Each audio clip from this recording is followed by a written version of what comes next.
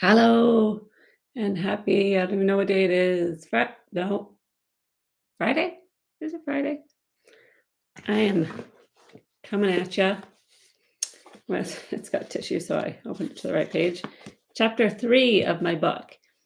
Um, I'm a member of the West Coast Medium, and I haven't figured out how to do Audible, so I'm slowly reading my book so that people who can't buy it, can't afford it, or can't read can enjoy it. So, yeah. Um, I'm in like a funky mood the last couple of days. So before I went live, I asked my guides to come and just cleanse my energy, just like they cleansed everyone's energy who is watching. So hopefully it works for all of us.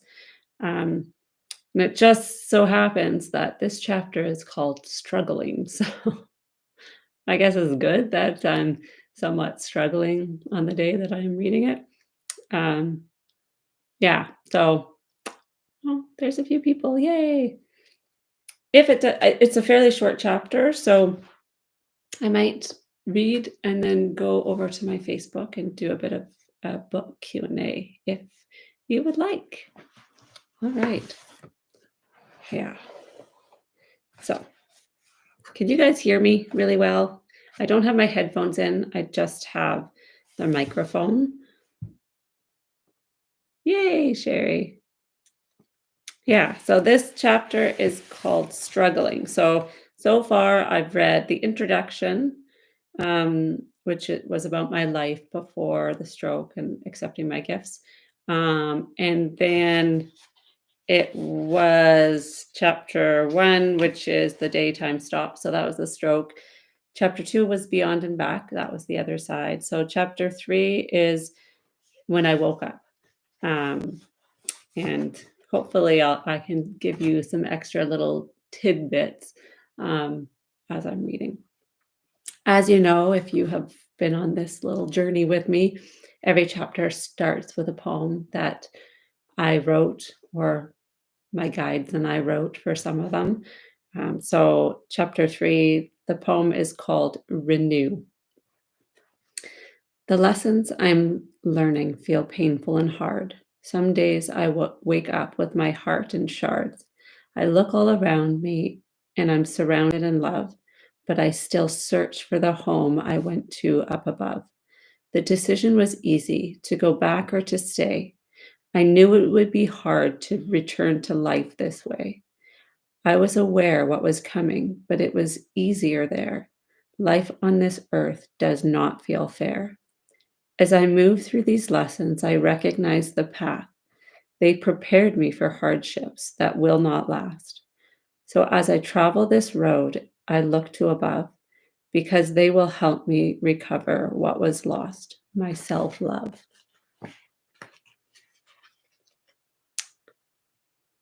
Please hit the like button for Amber to push up her fantastic channel to reach more people. I don't know how to grow my YouTube, but yes, it does help if you comment and or like the channel, whatever it is.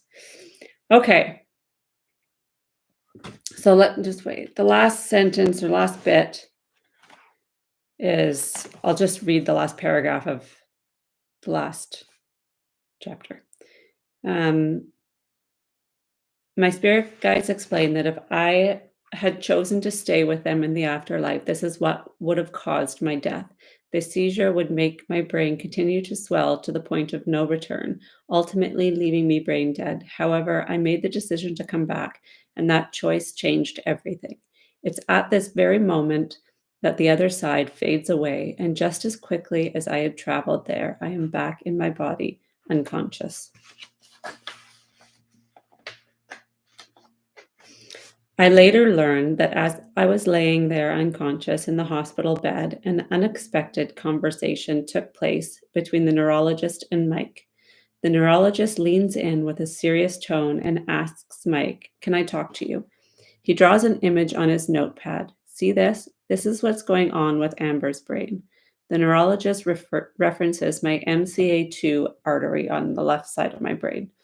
Her stroke has already completed, which means all the brain tissue fed by this artery is dead. At this stage, I don't know if there's much more we can do for her. The severity of the situation sinks in what?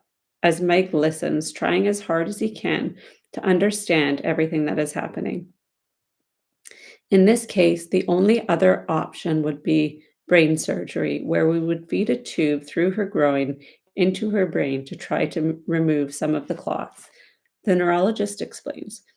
It may not do anything, and there is a high probability it may cause another stroke on the other side of her brain.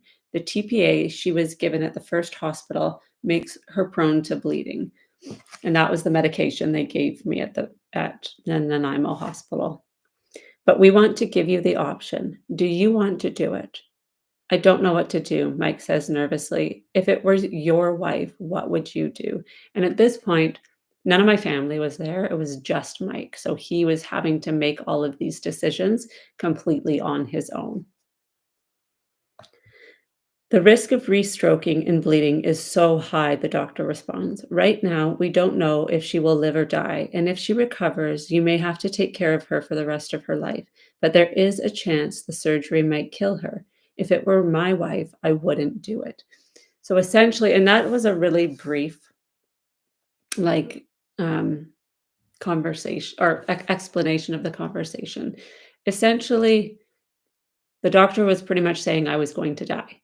And if I wasn't going to die, my quality of life would be so bad that I probably would be in like a nursing home and need 24-hour care. And he said, like, the choice is do the surgery, and more than likely she's going to die because it's too risky. Her brain is so damaged.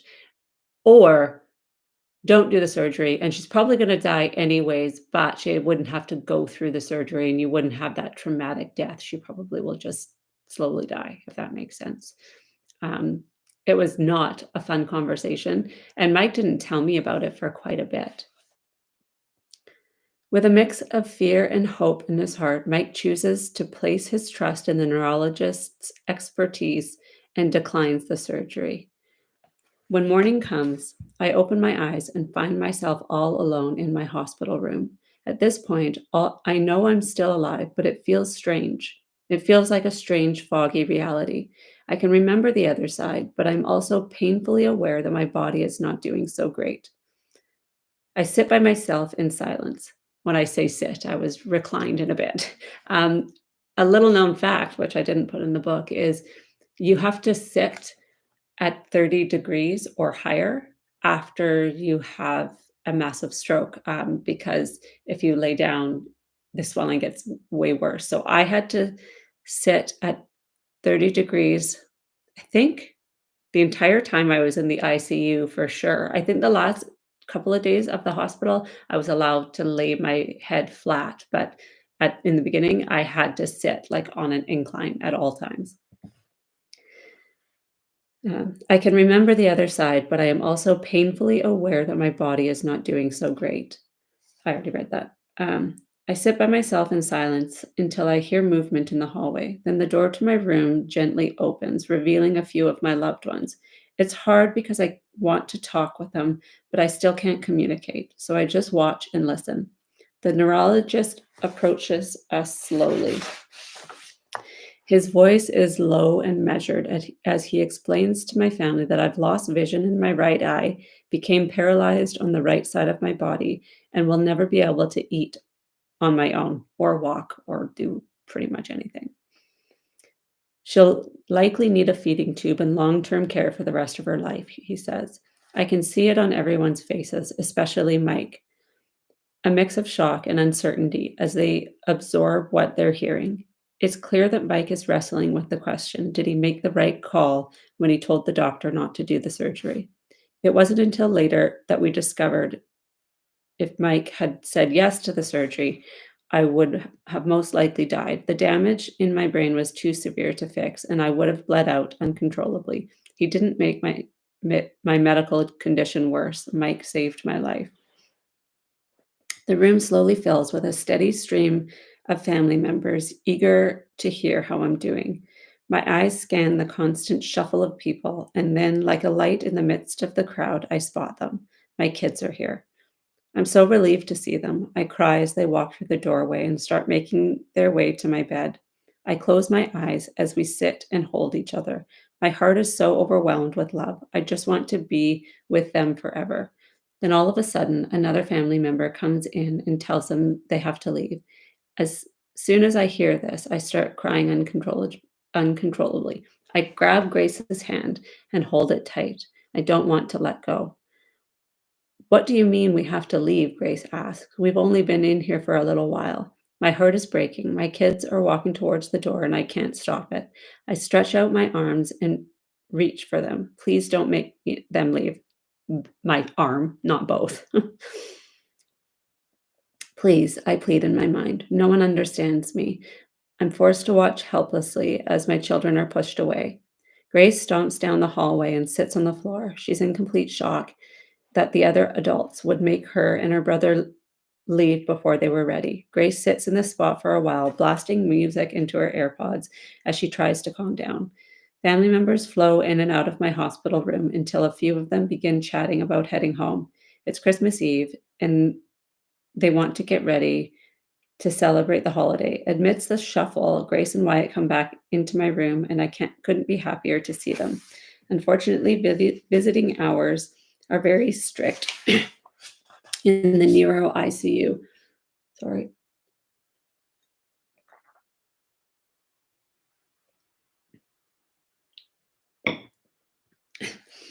As a lot of rest is needed for recovery. So most of this I got from other people because I got to that hospital and I had the seizure and then I was unconscious, I think until the next day. And so, like, my family drove up there, and I think they got a hotel that first night. The first day, I don't think they got to see me, but the next day was Christmas Eve, and that's when they got to come in and out, and they had agreed, like, 15 minutes per person, and that's why the kids had to come out. I don't remember any of this.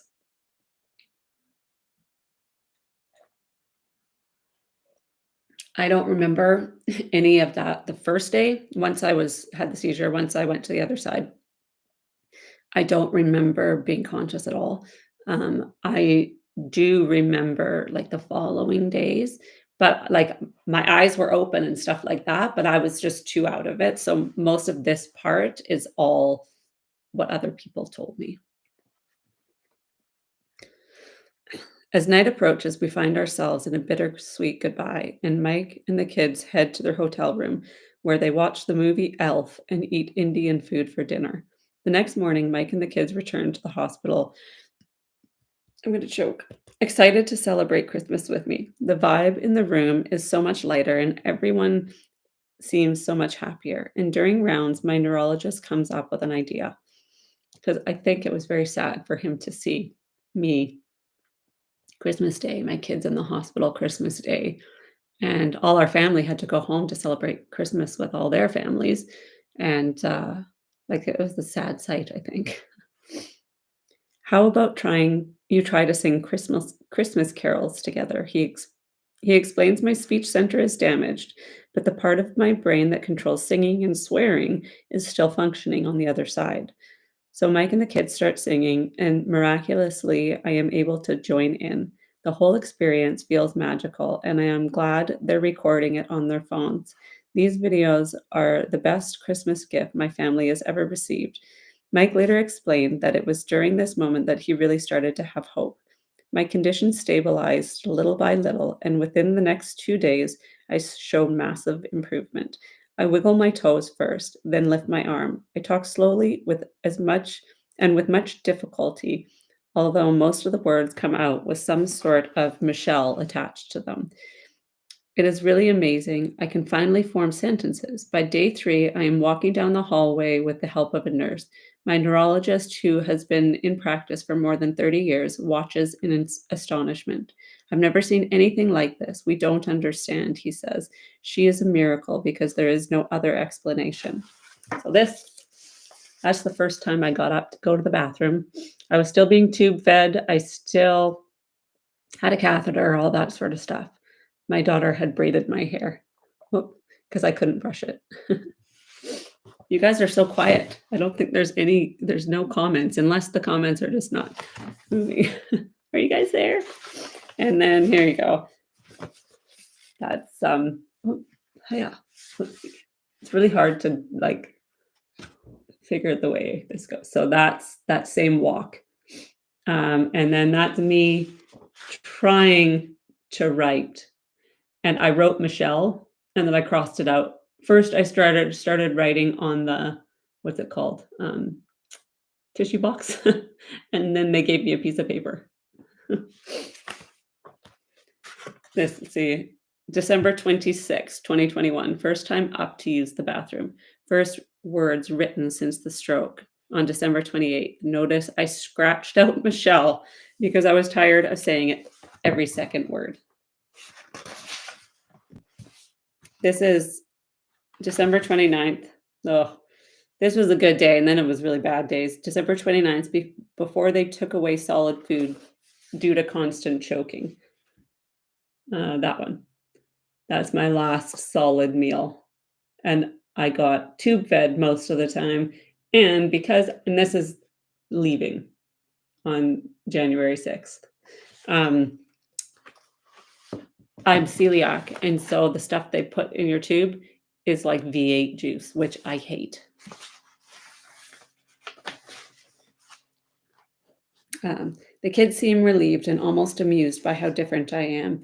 Grace later recalled, she's usually a very strict mother in the most loving way possible, but during the days after Christmas, she is acting almost like a teenager. She's making jokes and saying inappropriate stuff, which we think is hilarious.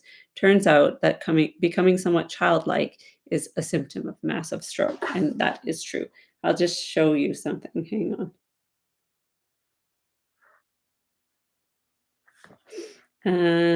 Do you guys want to see me singing? I don't think I've posted it because it's copyrighted music, but let's just this is the joy of me reading it, right? Videos.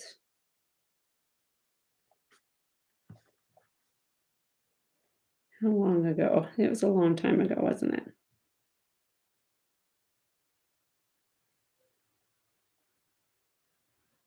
Yeah.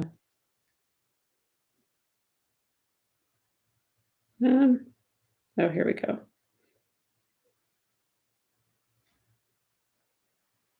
Where is this it? Jingle bells, jingle all the way. Oh, what fun it is to ride in one horse open sleigh. Yay! Did you see that? Yeah. You're doing so good. I'll sing Rudolph. 6, 7, Rudolph the red-nosed reindeer makes me sad. Had a very shiny nose, and if you ever saw it, you would even say, I don't want to listen to it anymore. All of it. It's not my favorite. So that was, yeah. Oh, that was actually, yeah, Christmas Day. And then this is famous movie that star picture. Smile. Wow, look at you go. Good job. Okay. That was the first walk. Okay, here we go. The neurologist is being really thoughtful and kind too. He's drawing pictures and breaking down really complex medical terminology so it's easier to understand. He's offering Mike and the kids advice on how to best to support me. To help your mom heal, don't finish her sentences for her, he explains. Let her figure it out. You can help her a little, but once she gets it, make her repeat it 7 or 8 times. This will help her brain to create new pathways and help her to remember those words for the future. So they do. As much as it frustrates me, they let me figure things out on my own without telling me the answers or fixing things for me. I'm learning how to talk again. For a while, things go really well until tragedy hits home again. Mike comes into the hospital room with tears in his eyes. We had to put one of the dogs down, he utters. We are all extremely close to our dogs and consider them to be like family, which is why my response really surprises Mike. I smile and wave my hand and say, "Oh, it's fine. It's fine." What I share with him is the truth. Deep down, I know that everything is going to be okay because I saw my dog and all of my family on the other side. No matter what anyone says, no matter what happens, I know there is no need to worry. After my NDE experience, nothing bothers me. The next few days, I feel like I'm on a high. Everything feels so serene and positive, almost like I'm living in a beautiful dream. And then, out of nowhere, reality hits hard. The all-encompassing peace and calm from the other side disappears, and the realization that I am a very brain-injured person with a long road ahead of me starts to sink in. I'm firmly rooted back in my body, and it is horrific. What the actual F? I think to myself. My guides told me all of these wonderful things, but I'm paralyzed on my right side. I'm eating out of a tube. I don't have any hunger or bathroom cues. I can barely walk. I can barely talk. I can't embrace my family. I'm stuck here like a prisoner. Days later, I wake up and notice a painful red rash. The nurses say that because the rash started on the paralyzed side of my body, I didn't feel it progressing. It has gotten so bad now that it has spread, and the skin all over my torso is covered in pinprick blisters. It's excruciating. They tell me it's an allergic reaction to one of the medications they're giving me, so they stop administers administering it and give me a cream that helps relieve the inflammation, but I'm still struggling so much. My brain is horrifically swollen because of the stroke, and I'm having some of the worst migraines of my life. The pain is taking over every cell of my body. There isn't 1 minute that passes where I'm not hurting, and I can't stop thinking about how awful everything is. I've been in the hospital for over a week, and I can hardly stand it anymore. And so, 2 days I had these migraines, and I wanted to die. I couldn't Nobody could talk. I couldn't have any lights on. I couldn't eat. I couldn't walk. I couldn't do anything. It was like somebody was squeezing my head, and like I couldn't get a break. And I remember very clearly, I don't know where Mike and the kids were, but my dad and mom were sitting in chairs beside my bed, and I could tell they were super worried, but I just laid and cried because nothing worked. And so they just kept trying different medications to try to make the pain stop. And like halfway through that second day with that horrible headache, finally something worked. And it was something super weird, like a medication that's not really normally used for pain, or I don't, it was like a antipsychotic. It was something really strange, but it worked and the headache finally went away, but it was awful. Um, I can't help but wonder, why did I do this to my family? Why didn't I just stay on the other side? To make things worse, I found out COVID is breaking out on the hospital floor I'm on. The hospital is at only about 50% of their normal staff levels, and they have completely full beds. Both the patients and staff are getting sick, and everyone is having a really rough time. I've been told I could get discharged to go home if I had a certain heart test, but I can't get an appointment to do it. For my age, a very common cause of stroke is being born with a tiny little hole in your heart called a PFO, patent foramen ovale. Most people don't even know they have it, but once in a while it can throw a clot. The doctors need to check for it just to be sure. The trouble is, to get my heart test, I need to have it done at another hospital that is capable of doing something so specialized. But because of COVID, I can't get in right away, so I'm stuck here waiting. Mike is still driving back and forth between the hospital and his hotel every day. He tries to be with me as much as he can, but he can't be here 24/7. So he asked the hospital staff to notify him anytime there's a change in my condition. They nod and agree, but the doctors and nurses keep forgetting. Instead of calling Mike, they're giving me a bunch of information which is really hard for me to understand, and I usually end up forgetting most of it. My brain just can't retain it. After 3 or 4 missed visits, Mike loses it. She has a brain injury, he tells them. You can't relay all of this important information to Amber. She won't be able to retain it. It's ridiculous to put that amount of responsibility on her. She almost died. You need to notify me immediately with information about her condition, improvements, or deficits. Throughout all of this, the hospital staff keeps moving me.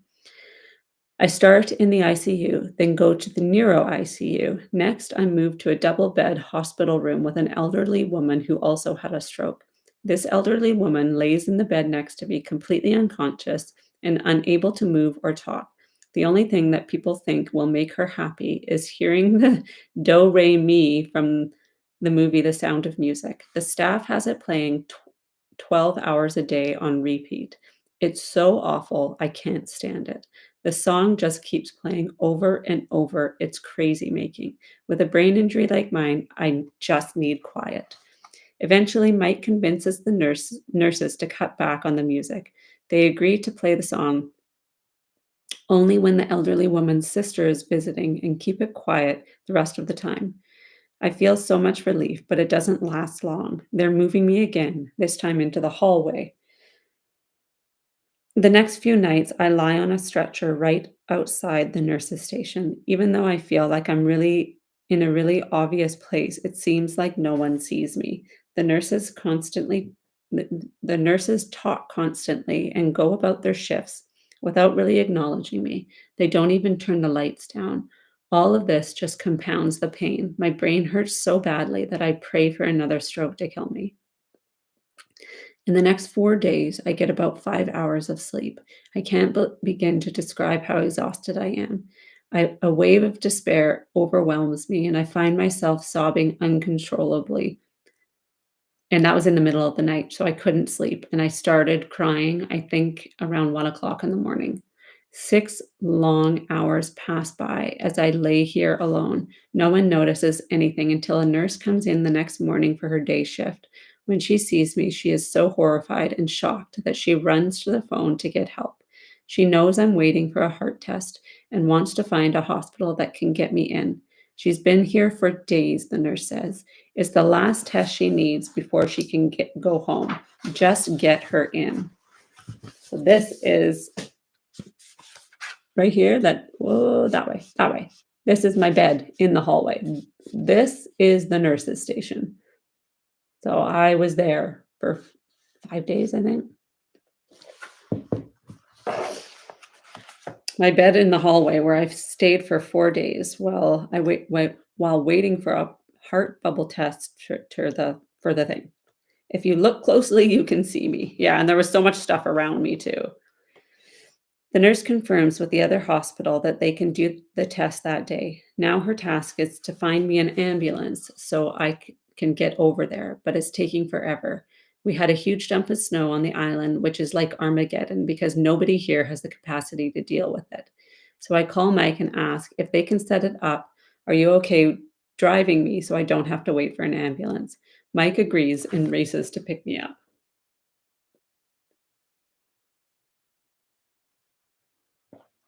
Okay. He takes me to a hospital 10 minutes away, and the car ride is horrible. The snow is so bright, and the sound is too intense. It makes my eyes water and my ears ache, but I don't say anything. I can hardly wait to get this over with. We arrive, and I finally am able to get the echocardiogram with bubble test, plus a million blood tests and other heart tests. There are no red flags. The doctors say I just won the wrong kind of lottery. No known cause for the stroke was ever discovered. Once the tests are finally done, we are relieved to hear the best news ever. We're going home.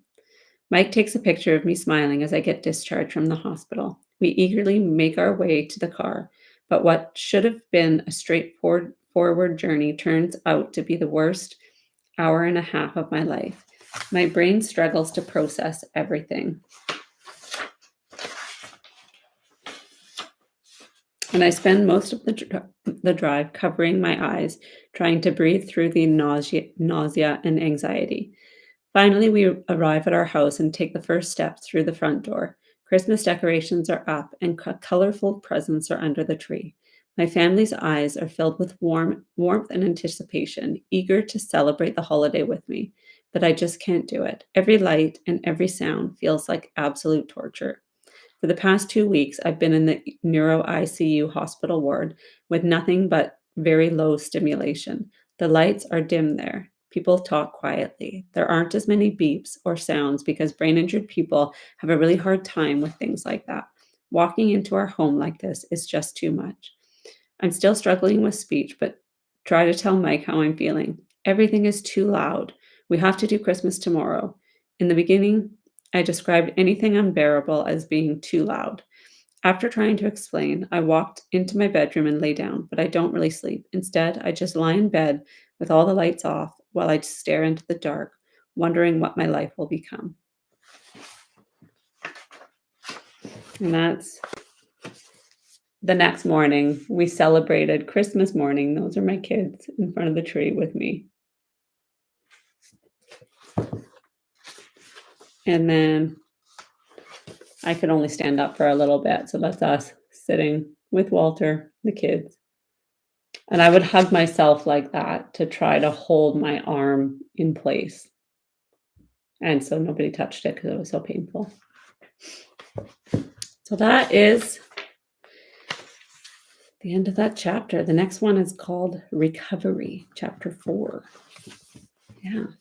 So it was a hard time. It was not